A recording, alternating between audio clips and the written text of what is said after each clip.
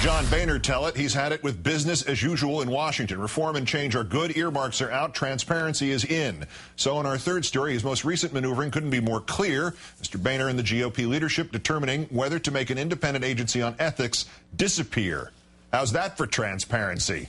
The Office of Congressional Ethics facing the Republican chopping block. The agency charged with vetting ethics complaints and referring cases in need of further investigation to the bipartisan House Ethics Committee. Brendan Buck, spokesman for the Majority Transition Office, telling the National Journal that Mr. Boehner will, quote, take a look at current ethics rules.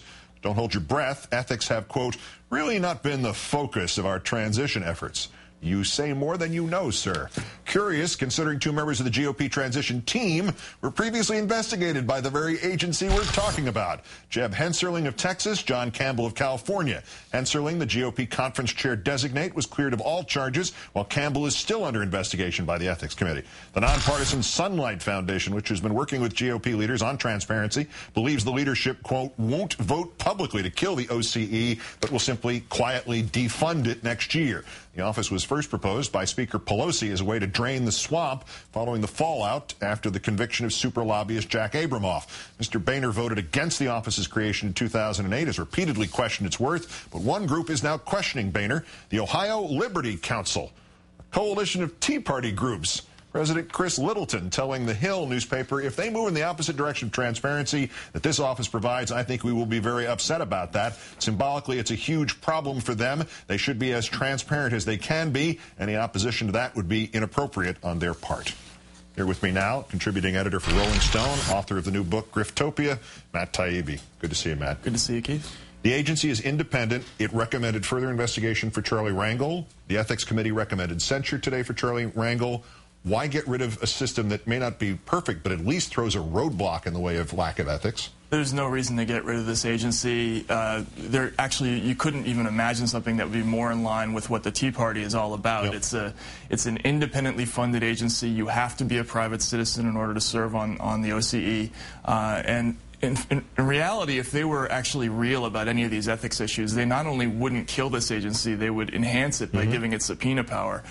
So the fact that they're even considering getting rid of it tells you an awful lot about the divide in the Republican Party, because there's really going to be this sort of bureaucratic self-defense that Boehner's going to be trying to push, while the Tea Party is going to be firmly in favor of more transparency. So one of the 757 different Tea Parties will try to primary Boehner in 2012. Great, right. Good for them, and this is one of those moments where you go, there is a purpose to this that does, benefit the country, even if it's only once in a while. But what's the recourse in the meantime? Is there any way to save this outfit? No, I mean, I don't think so. I think, here's the problem with that. Even if they kick up an enormous storm right now, and there's a bipartisan outcry from both the left and the right, which could actually happen. I mean, this is an issue where I think you and I would agree with the Tea Party on this issue. Even if there's an outcry, what will probably happen is they won't kill it, they won't vote against it, and they'll just quietly put a pillow over it and defund it sometime later in the year. So we're all going to get a first-class education and wagon circling right now. They're going to find a way to get rid of this thing or defang it, almost no matter what we do.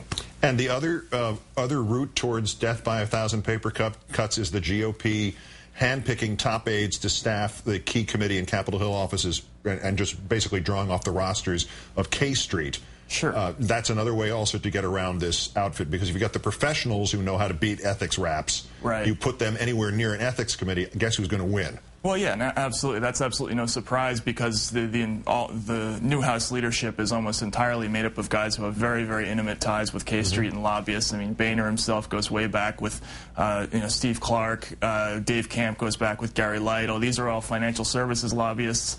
I think the reality is that they're going to bring in the same old guys who were in place back in when Tom DeLay and Dennis Hastert were running things, and it's going to be business as usual again. So is this the first domino in that cascade of a million, like a trick on the Letterman show, where you just see all right, there goes the ethics office. What's next on the immediate targets of either being blitzed or defunded? Well, they made a lot of promises about procedure, specifically with putting installing cameras in the Rules Committee and making sure that all of these bills are available for public perusal for 72 hours before they're voted on. I think they're going to make a lot of promises there. My sense is they're never actually going to follow through with that, and neither party has ever made good on any promises with regards to reforming any of these procedures. So I just don't see that really happening.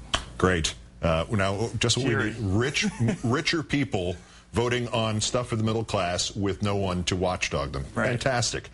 It sounds like we ought to be standing outside in Washington and wearing cloaks and infrared cameras. No, absolutely. This is an issue where everybody, I think the Tea Party and people on the other side, could be getting together, and this is a place where there could be a positive role for movements like that.